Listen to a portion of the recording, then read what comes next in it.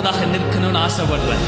நீ கர்த்தருக்கு முன்பதாக நிற்கணும்னு ஆசைப்படுறார். அவர் உன்கிட்ட பேசணும்னு ஆசைப்படுறார். ரகசியங்களை சொல்லி கொடுக்கணும்னு ஆசைப்படுறார். உன் மேல அபிஷேகத்தை ஊத்தணும்னு ஆசைப்படுறார். அதனாலதான் சொல்றாரு, ஓடினது போதும், கொஞ்ச நேரம் மறைவுல உட்காரு. நீ மறைவுல உட்காரு.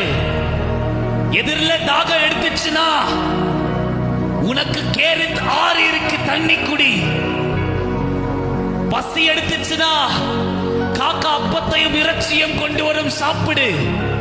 ஆனா ஆவிக்குரிய தாகமும் பசி எடுத்துச்சுன்னா நான் வர என வார்த்தை சொல்லும், நானே ஜீவ தண்ணீரா இருக்கிறேன். இரண்டாவது சொல்லும், நானே அப்பமா இருக்கிறேன். அப்போ பிசிக்கலும் ஸ்பிரிச்சுவலும் ரெண்டத்தையும் கர்த்தர் சந்திக்கிறார். கர்த்தர் சில நேரத்தில் உட்காருன்னா நம்பி உட்காருங்க. ப்ராவிஷன் அவர் கொடுப்பார், தேவை அவர் சந்திப்பார். அவர் தானே உட்காருன்னாரு, அப்ப அவர் தான் பார்த்துப்பாரு.